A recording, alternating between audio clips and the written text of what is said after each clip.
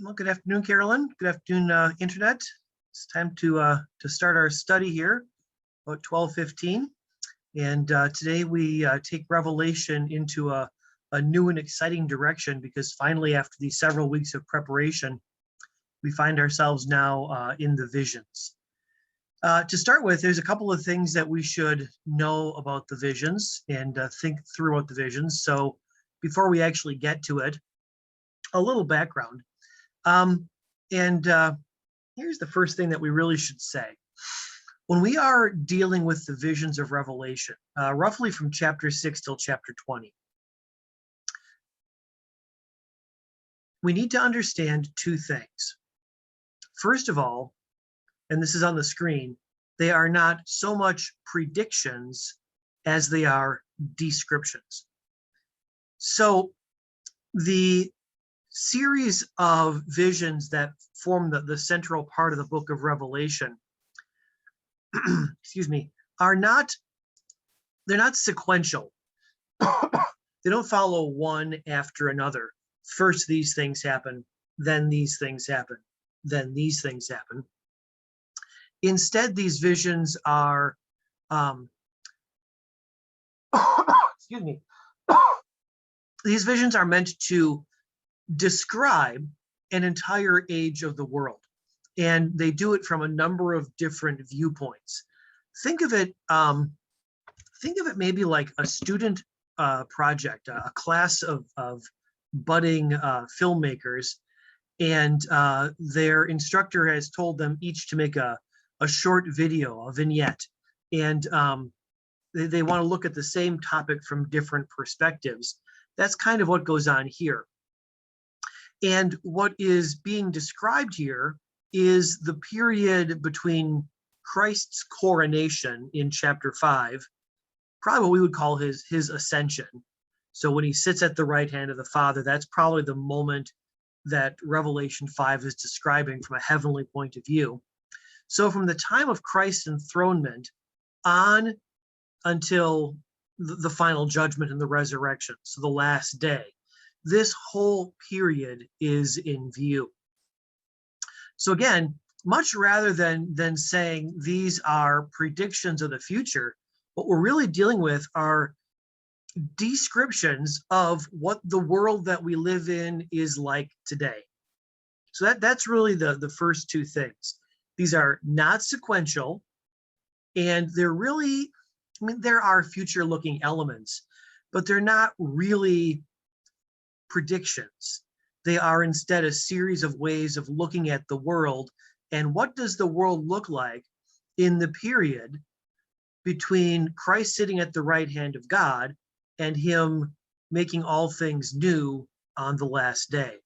That's the overall picture. And today we'll look at a series of 7 seals being opened. And down the road, there is a series of trumpets that are blown and a series of bowls that are poured out. And there's some other kinds of visions, but they're all looking at this same time period from different points of view. That's the thing to really see here. Now, one of the things I have struggled with over the years is whether or not we need to look for some sort of an escalation. Some commentators would say that as the end appears, there is an escalation of the trouble that will engulf the earth.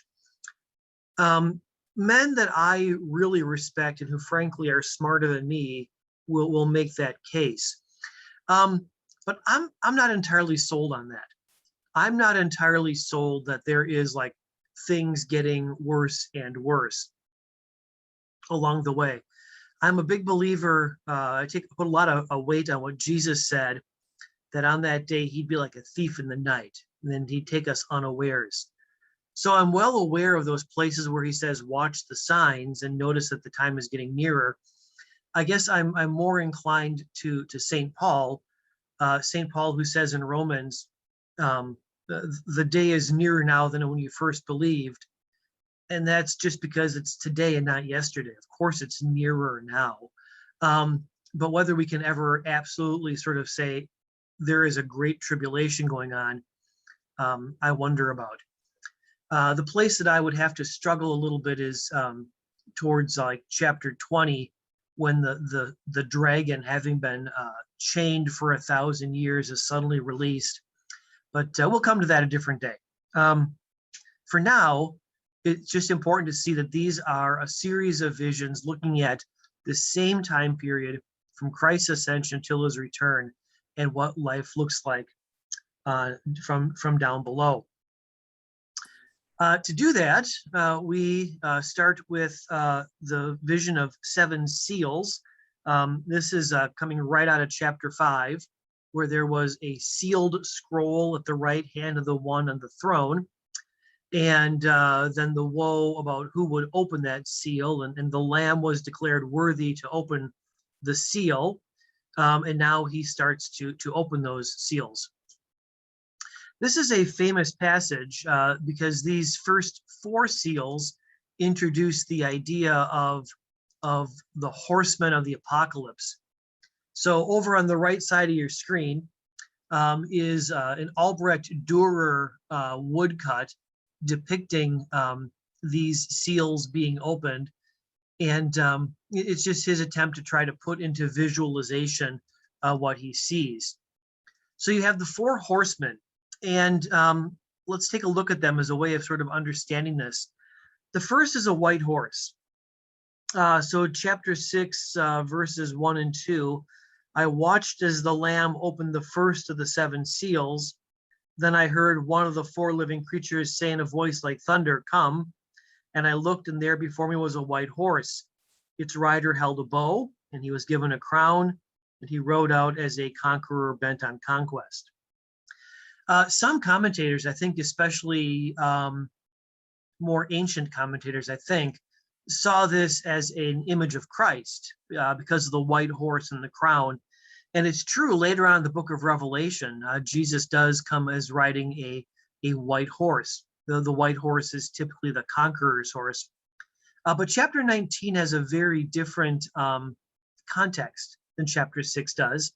And if there is any sort of shout out to Jesus here, any reference to Jesus, it's by way of gross imitation, mockery, that kind of thing. One commentator points out, for example, that nowhere in Revelation is Jesus depicted with a bow, but here he is. And probably the thing that indicates most against any identification with Jesus is the last statement. He rode out as a conqueror bent on conquest. So what we're supposed to imagine here is the power of empire and the way that empire works. Empire works because you have the biggest, baddest military. Rome's success was because their legions were very good at what they did. Even a lot of the things that we think Rome is famous for example, the old saying, all roads lead to Rome. Indeed, the Romans were great road builders, and they were great road builders for the same reason that Eisenhower wanted to become a great road builder. He wanted to be able to move his armies around. So the roads were there so that the Romans could move their legions east to west. And at the time when the book of Revelation is written, they have exerted their power over the Gauls and the Franks, and the Goths haven't yet become a problem. They're all the way into the British Isles. They extend all the way to east into Parthia. Parthia, which would be modern day Turkey, I guess. But they have a very, very broad empire, and they do it at the sharp end of a spear, or the sharp side of a sword. So this is the spirit of conquest. And this is how humans have regularly, settled their differences or made their mark. The Romans did it for 1,000 years, and after that there was some trouble. We certainly see the Arabs, the Muslims in the 9th century, they're doing the same thing. They're riding out of Saudi Arabia and conquering the earth. The Arab invasions are put on their heels by the Huns coming out of Asia. So there's always this sense of conquest and empire in human experience. Um, even the U.S., we've often railed against the idea that we hold empire, but certainly the Spanish-American War was an attempt to grab coaling station and outposts that we could extend our naval and therefore our military reach, and therefore exert our will across the globe. And then there's also a sort of cultural imperialism in our day. One of the reasons I think that Muslims are very, very reluctant to embrace America is American culture. And you watch TV and you see the proclivity for all sorts of sexual innuendo, for a religion that really, really values modesty of women, especially. The way that our celebrities are clothed on television is just shocking to them. But there is this sense of conquest that marks human activity, this sense of empire. So that's the idea of the white horse. After the white horse, we have a number of other horses that ride out, and the second horse is a red horse. The NIV describes him as fiery red. I'm struggling with that a little bit. It looks to me, and I'm really not an expert here, but it looks to me like the New Testament uses two different words for red, and this particular word sounds a great deal like the word for fire. So, okay, fiery red. I'm not sure if fire is the right attachment here, though, or whether blood is the right attachment, because this is a horseman who comes out with a spirit of violence. And this flows right out of the idea of conquest. If empires do it, then this is how humans work. So verses 3 and 4 of chapter 6, when the Lamb opened the second seal, I heard the second living creature say, "Come." And then another horse came out, a fiery red one. Its rider was given power to take peace from the earth and to make people kill each other. To him was given a large sword. And you think about that, and that spirit of violence has afflicted the race from the very beginning. No sooner have Adam and Eve fallen into sin and been banished from the garden than Genesis chapter 4, Cain is rising up in violence against his brother Abel. And certainly things have not changed on that score since then. Matter of fact, certainly seems like in modern America, they've gotten worse on us. We hear stories of violence all the time, shootings in schools and shootings in workplaces and in public spaces. There is very much a spirit of violence that continues to live within the human heart. So again, not forward looking, but really just descriptive of the world that we live in.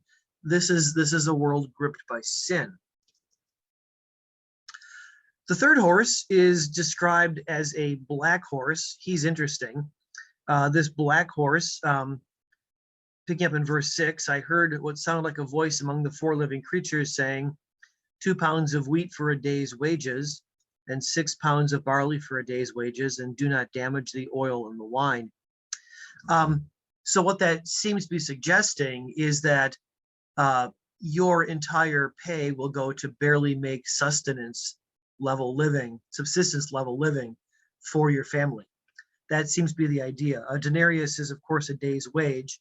I don't know what 2 pounds of wheat would grind down to in terms of flour, but the idea seems to be that you are working hand to mouth, and you are just able to make enough to feed yourself and your family. So this is a horseman about economic inequality and economic dislocation. And again, this is just endemic in human societies. The rich get richer, the poor get poorer. I was doing some reading many years ago on the social structures of the Roman Empire, and they graphed it out. It was like this big, long, wide lower class. I mean, there was a very, very low class, but basically there was this big, wide lower class, and then this very narrow and tall peak representing the upper classes. And what that told you was that very few people held the wealth and very many people lived in just, like I said, subsistence level kind of living. The last several years, this has been highlighted in our news a lot. We had the Occupy Wall Street movement a few years ago, the Sanders revolution in the Democratic Party about 5 years ago, and that kind of still lives on. So there is a real awareness in our day about economic inequality, right? You know, Jeff Bezos has like $150 billion or something, and he could give $100 billion away and still have too much money. So there's this real awareness of that, and of course there's the real awareness that wages haven't increased over against inflation that much, so that the working class basically makes less and less. So, you know, it doesn't matter what era of human history you're dealing with, you've got this happening. The haves have and the have-nots don't. And that seems to be the idea of the Black Horseman. So this spirit of conquest, and the spirit of conquest leads to a spirit of violence, and the spirit of violence then leads to economic uncertainty and economic oppression of all sorts. And therefore, when we come to the Fourth Horseman, it's sort of a literary climax. The Fourth Horseman, who is described as a pale horse, and he is described as death, with Hades following close behind him. I don't see if you can see my cursor in here, but here's the guy bearing the bow on the far right here. Here's the guy on the red horse carrying the sword. Here's the black horse carrying the scales. And down here in the lower left, this is the pale horse. And look how skinny he looks, right? Almost skeletal. And he's got a rider on him who is almost skeletal. That is death. And then down here in the corner, kind of like a freakish dog, is Hades, a hunting dog following at his heels and devouring people. So of course, it's an age that is marked by death because of the violence and the inequality and the need that marks the age. So all of this is a way of saying these horsemen are visions of the world as it is. Not that we're looking down the road and saying, oh, a conqueror on a white horse is going to come, and then there's going to be this, and there's going to be this. No, I like how Dürer does it here, where they all ride out together in quick succession, and they oppress the world, they trample the world. That's what they do. That's how the world is. Now, one thing we should note here, and this is maybe not the most obvious thing to see, is in verse 8. So here come death and Hades, and it says they were given power over a fourth of the earth to kill by sword, famine, and plague, and by the wild beasts of the earth. There's sort of two ways to look at that. You could say, oh my, a fourth are going to be under their subjection, right? They're going to be subjugated to them. A fourth, that's a lot of people. And it certainly is. I'm not trying to minimize that train of thought. But the bigger thing to see is that all of this unfolds still under the sovereignty of Christ from chapter 5. It is the lion lamb who is worthy to open the scroll. He has been breaking the seals. They come at his command and his timing. They're under his dominion, and they have a limitation on them. They cannot kill more than a quarter. And again, not to be literal, right? Not to say, okay, there's 7 billion people on the earth. That means 1.75 billion people. That's not the idea here. It's simply a way of saying they have significant power, but they don't have complete power. They don't have complete authority and autonomy. So that's what I mean when I say that these are descriptive. They're descriptive of the world that we live in. If there's a moment here for questions or comments or anything like that, I don't know if you have anything you want to talk about there, Carolyn. Well, in reference to your initial talking about, are these the end times because everything in the world is looking so bad? I always think that we live in the worst times possible, But actually, I think all that's been going on for thousands and thousands of years. It's just that now we have the ability to communicate globally, whereas the people before us did not have that chance. So they just looked at their own world. So I'm not so sure that, those who say, well, the end times are here right now because everything is so bad. I just think it's just a difference in the ability to know what's going on in the world. That's my comment. Yeah, and that's certainly part of it. The 24-hour news cycle has made us hyper aware and in some ways hyper anxious. A few years ago, I got a new phone and I hadn't fixed all the settings yet. And I got an Amber Alert in the middle of the night for, I think it was a child. I don't remember if it was a boy or a girl, hundreds of miles away from me. And it's like, I appreciate the urgency and everything, but I literally live hundreds of miles away. The chances of my seeing this particular sedan are pretty small. but we're aware of those sorts of things. That's certainly part of it. I think it also bears saying that it seems like most generations of Christians thought at some level that they were living in the last times. Certainly the apostles had a sense that Christ would return quickly. I get the impression that John, as he penned Revelation, had that sense that Christ would come quickly. As the church in Western Europe approached the year 1000, there was a ton of fervor and speculation about the coming of the end times. Martin Luther in the 1500s certainly thought he was living in the end times. So, it's just something that every generation does. I think you're absolutely right, Carolyn. We think that we live in the worst times possible. Maybe never realizing that every time is bad, I've been thinking lately about the pandemic, obviously, right? Everybody's thinking about the pandemic. And just thinking about the fact that my generation never had to worry about a measles outbreak or a mumps outbreak, scarlet fever, yellow fever, dysentery, smallpox, the list goes on because we were vaccinated against them and we learned how to prevent them. So we actually live in some ways in really good times, but in other ways, we're very aware of the evil around us. So I think you're absolutely right. Every generation thinks that way. And I suppose one of the points of Revelation is that every generation is right. We do live in the last days. We don't know how long those last days will last, but the time is nigh, and that warning, I think, rings out across the centuries. The time is near.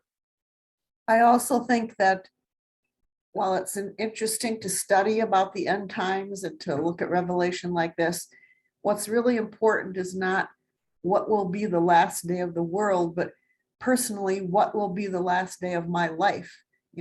Try to live every day that maybe this is your last day, and make sure you're, faithful to your Lord and asking for forgiveness and believing that Jesus will save you on your last day, regardless of when the whole world ends. Yeah. I remember I've never been able to find this, but there's an old story about Martin Luther. It's probably not true because, like I said, I can never find it. Someone asked him as he was working in the garden what he would do if he knew that Christ was coming back tomorrow, and his answer was, "I'd finish planting this tree." As if to say, I'm doing the things today that I would do even if I had this complete and certain knowledge that tomorrow was the end. So there's wisdom there. Yeah. Now the fifth, let's go back to our study then. The fifth seal actually then introduces a change of perspective. And the fifth seal gives us a vision of souls in heaven. And here's a Dürer woodcut again. This is of the fifth and sixth seals. And up here in the top half, you see these bodies gathered around an altar, because what John saw, I saw under the altar the souls of those who had been slain because of the word of God and the testimony they had maintained, they called out in a loud voice, "How long, sovereign Lord, holy and true, until you judge the inhabitants of the earth and avenge our blood?"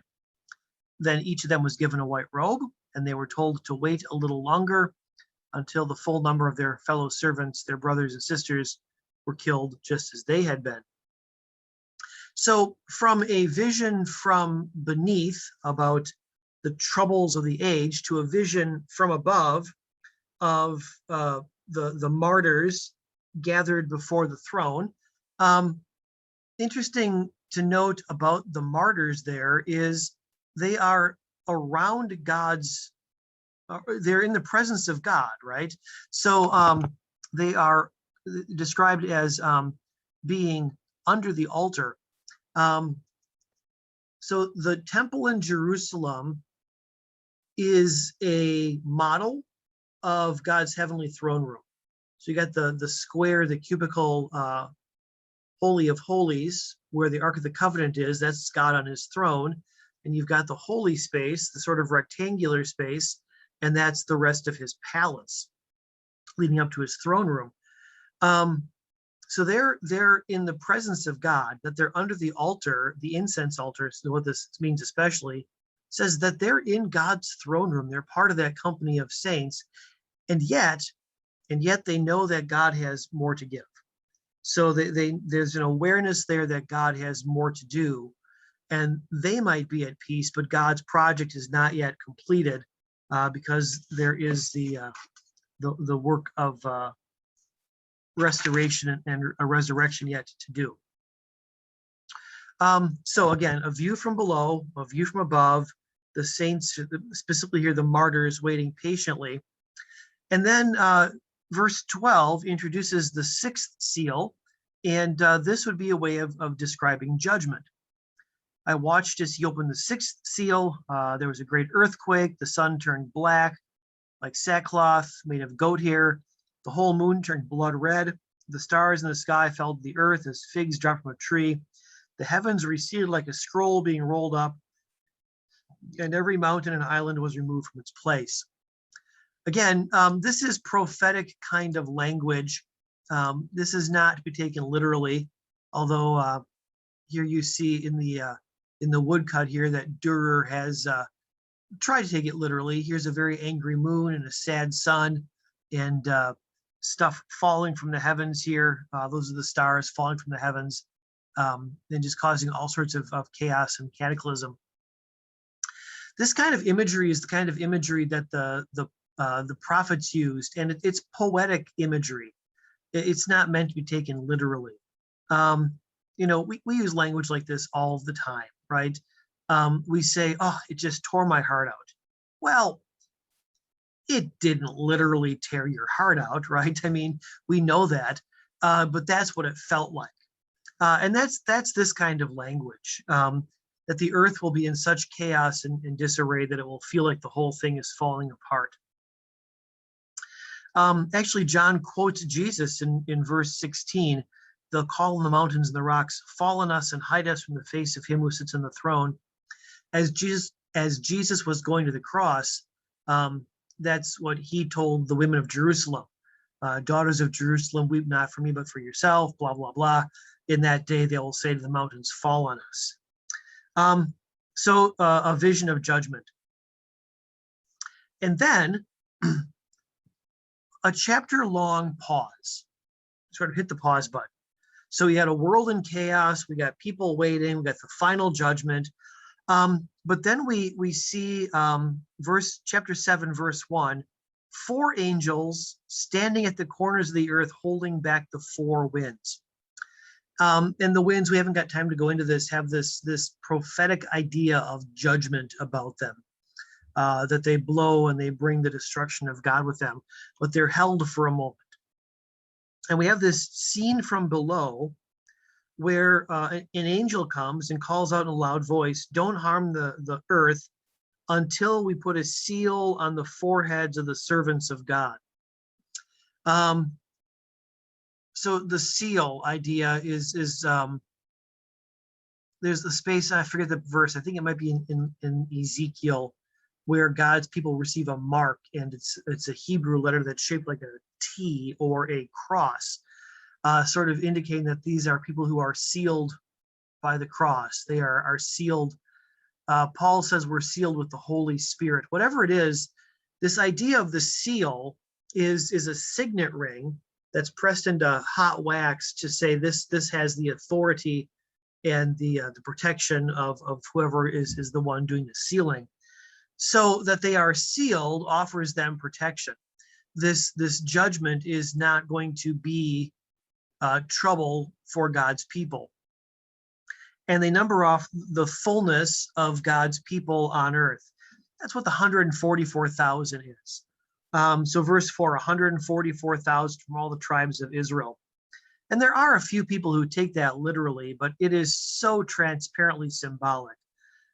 12 is the number of God's people, 12 tribes of Israel, 12 apostles, 24 elders, right? All those factors of 12. Here you have 12 by 12, so the fullness of God's people. And 10 is, again, this number that sort of indicates strength, basically. And now it's cubed, 10 times 10 times 10. So 144,000 is really just a way of saying the fullness of all of God's people still on earth. And they are sealed and protected against the judgment. And then in verse 9, the vision changes again, and now we're looking at it from top down. And this sealed multitude is revealed to be much more than 144,000, because after this I looked, and there before me was a great multitude that no one could count, from every nation, tribe, people, and language. Verses like this are really inconvenient for anyone who wants to advocate some sort of racial superiority. The scripture just says that the host of the saved is drawn from all the peoples of the earth. They are wearing white robes, so they are living in righteousness and purity. They have palm branches, indicative of triumph, and they are crying out that salvation belongs to our God and the Lamb. Calling back again to chapter 5, this has been the governing idea that God and the Lamb reign over all things. Nothing happens outside of their permissive will, and nothing happens beyond the limits that they have set for it. Skipping down to verse 13, one of the elders, that's going to call back to verse 5, chapter 5, these in white robes, who are they and where do they come from? And John answered, Sir, you know, as if to say, I don't know. And this elder says, these are they who have come out of the great tribulation. So I tend to think the great tribulation is the effects of the four horsemen, that we're living in the great tribulation, the great time of suffering. But now they're released from all that, and they're before the throne of God and serve him day and night in his temple. So this is a vision of the redeemed on the last day. This is a vision of the glorified people of God in heaven, and they are sheltered in his presence. So verse 16, no hunger, no thirst, no scorching heat. I've often said that if the Bible were written in the Midwest, it would also have something there about freezing cold. But the fact is we're delivered from all of those sorts of oppressive things, and the Lamb is at the center of the throne. So again, the visions. You have the four horsemen describing this chaotic age filled with violence, famine, and death. You have a vision of the saints in heaven patiently, or maybe a little impatiently, waiting for God to get on with it. You have a vision of God getting on with it. And just as the destruction is falling, we have this very long interlude, which tells us that God's people have a protection here on earth through the cross of Christ, and then gives us a vision of what it looks like for them as they go on into everlasting life. Chapter 8, verse 1, then, John picks up the idea of the held winds. So when he opened the seventh seal, there was silence in heaven for about a half an hour. Kind of a callback then to chapter 7, verse 1, where they're holding the four winds and things are quiet for a moment. And then comes the end. We're introduced to the next cycle of visions.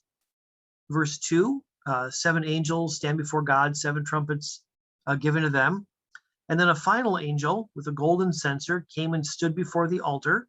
He was given much incense to offer with the prayers of all God's people on the golden altar in front of the throne. And the smoke of the incense together with the prayers of God's people went up before God from the angel's hand. Verse 5, then the angel took the censer, filled it with fire from the altar, and hurled it on the earth, and there came peals of thunder, rumblings, flashes of lightning, and an earthquake. So a description of the whole age. Chaos, God's people in heaven patiently waiting, God's people on earth sealed against the judgment, going directly into glory, and then finally the end of all things in 8 verse 5. It's the kind of pattern that we'll see a number of times now in Revelation. If we took these lessons as sequential, one after the other, well, then we'd have these visions of the destruction of the earth like 5 times. And that to me just doesn't make any sense. So we have to see these visions again as sort of visions of the entire period. And if we see it that way, it's going to take us, I think, safely through the book of Revelation. So that is the first set of visions. That is the visions of the seals, and kind of makes the points I wanted to make. So, yeah, you know, Carolyn, any thoughts on any of that?